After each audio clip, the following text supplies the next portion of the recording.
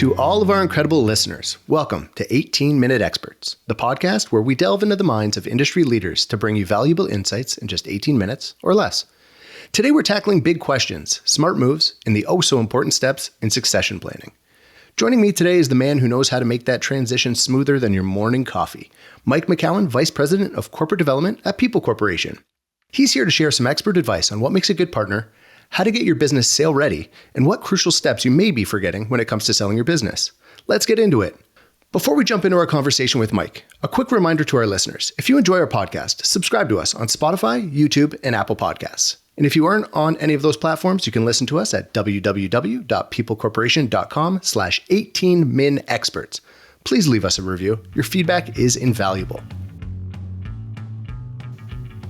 Mike Macoun, welcome to 18-Minute Experts. I'm super excited to have you on today, buddy. Not only, because I consider you a friend of mine, but the Macoun family is actually near and dear to my heart because this month, it was actually exactly 15 years ago, I sat down for a coffee with your father, Jeff, and I was at a career juncture at that point in my life. And thanks to him, I actually decided, because of his guidance, to begin a career in group insurance. And obviously, I'm sure because of your father Jeff's tenure in the industry, I'm sure you hear stories like that all the time. But I think just kind of super cool that almost exactly 15 years later, you and I are doing a podcast together. So welcome to the show, and thank you so much for joining us.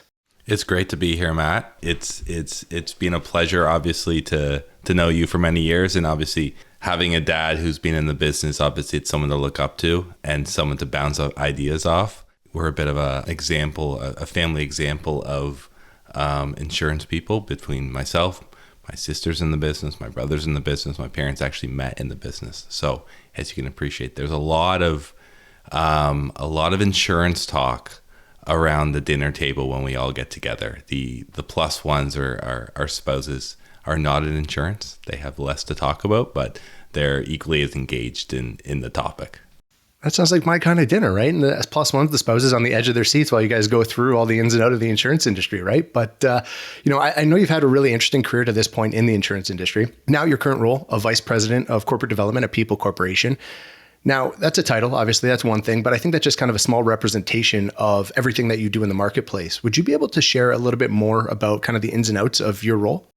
Yeah, absolutely. It's a great opportunity to be part of the corporate development team at People Corporation and get to work with, the market, but obviously work with our fine folks on the partner solutions team at People Corporation and other components of our organization. So within my role at People Corp and within the corporate development area, I'm really focusing on the origination part of our business, is originating opportunities for advisors who may be looking to sell their business, looking for a succession plan, maybe looking to partner with a larger organization. So really understanding their organization or their business, what's important to them, and really helping support them through that succession journey. So introducing them to some of our internal corporate development folks and guiding them all the way to closing their business and partnering with People Corporation. So it's a really fantastic opportunity for me to get to meet a lot of great advisors across the country and hear their stories and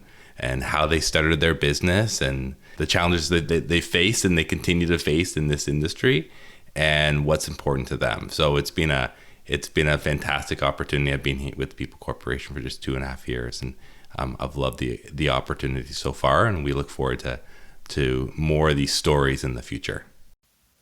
And you know what? I'm really envious of your position too, because you have an opportunity, like you said, to reach out, hear other advisors' stories from all across Canada. I'm sure you get such a varied mix of feedback and backstories, and that can kind of provide you a template on how to work with others as you go forward. So your role kind of builds upon itself as you meet some incredible people. But when it comes to succession, the $1 million question, perhaps literally, is, we know that the topic of succession can be sensitive, right? It's a decision-making process that'll have really significant personal and financial impacts on the person that's making the decision. So what's the right time, in your opinion, for a business owner or a group advisor to begin considering or planning for succession? Yeah, it's a great question. It's a loaded question, to be honest, because what I'll say is it really does depend. It depends on each advisor. Each advisor has their own story. They're all on their own journey. And that journey may be how they've built their business, where that business is, it's on their own career cycle too. Where are they looking to go in the future? And that may be to sell their business and exit their business. That may be to sell their business and stay on and continue to work. That may be to sell their business and continue to grow with a large organization like People Corporation. So there are lots of different examples, and each advisor has their own story of what they're looking for. Of course, a big part of that is regarding succession is, do you have anyone that you could sell to? That's you first look at that. Do you have someone in your business that you could sell your business to? Do you have a friend or a colleague that you could sell your business to? Do you have a larger, independent firm that you could sell to? So naturally look at that first, and that's going to be your immediate circle. And, that can really happen at any time in an advisor's life cycle. It really depends on what's important to them and what they're seeing in the market and the way that they want to approach their business moving forward. So yeah, I guess it all comes down to timing, right? Timing's everything. Yeah, timing is everything. Timing is a huge component of our business. You really can't tell someone when they should sell. That's a personal decision. That's a business decision. And it's going to mean something different to everyone, frankly. There's advisors that are working, into their 30th, 40th year in the business, and they love what they're doing and they want to keep doing it. And that's a great story. And that maybe means something different for another person as well. Yeah, so that's a good point, right? It'll be advisors, I suppose, or business owners that are at different stages of their career, considering perhaps succession for different reasons. Could be personal, could be their tenure in the industry, which brings up the idea of, sales readiness, right? When an advisor is considering a large decision like this, and assuming they're interested in selling their business, what would your advice be for, how they could become sale ready? Yeah, it's a good question, because there are a lot of different components to this. But the fact is when you're looking to sell your business, you want to have the ability to effectively communicate the value of your business, right, and what that would mean to People Corporation. So, I think the first thing is, do you have a kind of a business plan or a strategy or a forecast where you can talk about what your business has done so far and where you potentially see the business moving forward? How are you projecting your revenue and your sales in the upcoming years? Opportunities for new clients that you're working with. So really being able to communicate that. I think the other thing is really being able to understand your business. So understanding where your revenue comes from, understanding what the associated expenses are within your business. Do you really truly understand the cost of running your business? That's obviously something People Corporation's wanting to see. We can see that through your financials, but can you tell a story as well? And I think the advisors who are really able to effectively communicate the value of their business, those are the ones that, one, are probably in a position where they're sale ready, but they're obviously going to be good partners for People Corporation as well. So when you're considering, obviously you mentioned a couple of accounting related functions, right? And really understanding your business. Is there any extension of that goes beyond the dollars and cents and more towards, the personal aspect of a business? So, advisors considering becoming sale ready, how does that extend or apply to maybe who they work with, whether within or outside of their business? Yeah, absolutely. Obviously, a big component of it will ask for financial statements and want to know a little bit more about how your business is running. But when we really dive down into the revenue of your business, we really want to understand who your clients are. And within that business, obviously, is there a concentration of revenue within some of your clients? So do you work with one large client, or is that revenue really spread among many clients? We're going to look at really the tenures of your clients. So would you... Yeah, that makes sense. Yeah. So, many advisors have built blocks of business based off of long-standing relationships, maybe within their community, maybe among their friends. We look at that and understand, how long have you been working with some of your clients? Obviously, is there perceived risk that these clients may leave if you were to sell your business? That's a good point. We also really look at the industry too, as you can appreciate, like what industries are you working in? Do you have any areas that you tend to focus in? The sizes of your clients. So getting a picture of, what else, including the numbers. So what goes beyond that? Right. And a better understanding of what value the advisor may be providing in the market. Okay. So speaking of value, like everyone who's given some consideration or thought to selling their business is thinking about the dollar amount that they're going to receive to some degree, right? Otherwise they wouldn't be thinking about it. But Is there something that many advisors may be missing or may not be thinking about that they should be in this process? Like, are there other value drivers that an advisor should be considering when they're thinking about selling? Yeah, obviously we spend time understanding who the advisor is in their own brand in the market. What is their reputation? How do they represent themselves in the community? How they're perceived in the marketplace? So we do tend to focus on that area as well. We also, tend to focus and get a better understanding of how they're servicing their clients, expectations of what exceptional customer experience looks like. We want to have a better understanding of that because obviously we want to get a sense of whether that aligns with the approach that People Corporation would take or the approach that a consultant that we would bring in takes as well. So right. It goes beyond that. It's getting to the heart of why an advisor is doing their role and their approach to working with their clients. You know what? And that's such a good point too, because I feel like group benefits, just by its nature, working with business owners, whether it's small or large within the community, it really does lend itself to that community presence. And I was really happy actually to hear you mention the power of the brand for an advisor, because that's a consideration when it comes to succession. Because just a couple episodes ago for the 18 Minute Expert podcast, we spoke about brand and the power and importance of it. So to hear you, as the expert when it comes to succession planning, weaving in the concept of brand and providing maybe some value or some importance to the succession planning process, I think that's pretty powerful coming from you. That's really, really interesting. And it's interesting because People Corporation is a national organization. Yeah. And we get the opportunity to work with advisors in local communities from across the country. And many of these advisors are supporting local causes, involved with the local chamber community, supporting larger initiatives within their area. So it's a big aspect of when we're connecting with advisors is who are you outside of your business? Right. Tell me about your life, tell me about your family. Those aspects are relevant to, discussions around succession as well, and who would be an appropriate fit if you were to sell your business. And I think on the flip side too, it's a powerful consideration to maybe some advisors that are ingrained with the, goings on of their communities when they're considering, who to partner with going forward. Who is going to continue to invest in the community the way that they are? Who is aligned from a value perspective with the way that they like to operate within their community? So to partner up with a company, whether it be People Corporation or some other, right? There are other people out there, but the consideration that the values are aligned, that there can be further investment into the community they care about, that has to be an importance too, right? Is making sure that the values are aligned in that regard. Absolutely.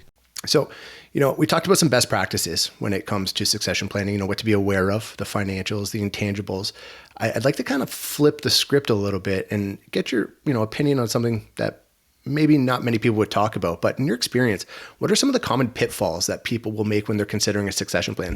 What are the mistakes that are happening out there?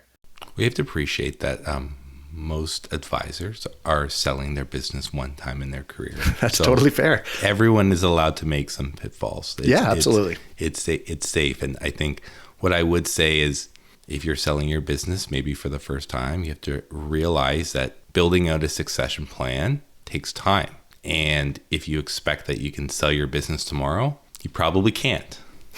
Most likely someone would like to take a look at your business, understand your financials, and that doesn't happen overnight. Right. So there is some time that's taken, and obviously within our corporate development group, we're quite detailed in understanding the business. So we do expect a significant amount of time and effort put into this. But on top of that, most transactions likely require the advisor to maybe stay on for a period of time after the sale is completed. So you should be adding on a few years potentially onto that as well. So if you're an advisor that's saying, I want to sell in 5 years, you should be having these discussions now. But more importantly, if you want to be retired in 5 years, you should absolutely be having these discussions now. So I'd say that just staying on that time commitment, like this does take time. All good things do, Mike. And it's time on top of running your business as well. Yeah, that's true too. So I'd say, Matt, when you're looking at building out a succession plan, this really shouldn't be a side of the desk initiative. This should be a focus of your time. I think that's a really good point to drive home. Yeah, because we say it is such a big decision to make, and we're talking about the personal aspect of it. people get excited at the financial component of it, but good things, like anything, take time, right? This is a situation where maybe you get really excited as an advisor to be making progress, but evaluating your schedule, understanding the intricacies of the process, right? And knowing that it will be a process is just as important for managing expectations and ensuring a really smooth process between, the seller and the buyer, right? It's definitely a journey, is what I'd say. I get to I like that. The fun part of it is I get to work with advisors on that journey, and those journeys have highs and those journeys have lows, but it's a journey. And I think for the advisors who come prepared and the advisors who understand that expectation moving forward are the ones that are really successful. The last thing I'd say from a pitfall is just any kind of preconceived expectation on valuations. Sure. You hear expectations around valuation in the market. And, what I'd say from the beginning is each advisor is different. So each deal is going to be different. So go into that understanding that rather than having some preconceived insight on what you think it should be. I mean, would it be any different than houses in the same neighborhood, right? Not to draw on a false equivalency, but just because, you have a 2-story home next to a 2-story home on the same street in the same city doesn't mean that the deal's going to go down the same way. There's a lot more moving parts and considerations. Exactly. So you said the word journey before, and I could hear you kind of smiling through the microphone when we were kind of chuckling about some of the good ones and some of the bad ones. I'm going to put you on the spot a little bit, but we're going to focus on a good one. You've had the opportunity to work with some incredible advisors across the country. You said you've learned, so many of their stories. Without giving away any names, of course, would you be able to tell us about, one of your favorite experiences that you've had in completing a journey or a succession plan or partnership with a group benefits advisor in your career? Yeah. There's no bad ones. They're all positive, but they're journeys. And I think that's the fun aspect of this, frankly, is that, absolutely, you really get to experience, and I get the opportunity to experience from that first conversation, maybe at a coffee shop, to that final call when the transaction is completed. And during that time, you get to learn about the advisor. You get to learn about their life, about what makes them tick. And then you get to walk them through that process of, presenting them with a deal. You get to support them through the due diligence period. You get to support them through kind of, selling them about People Corporation. Right.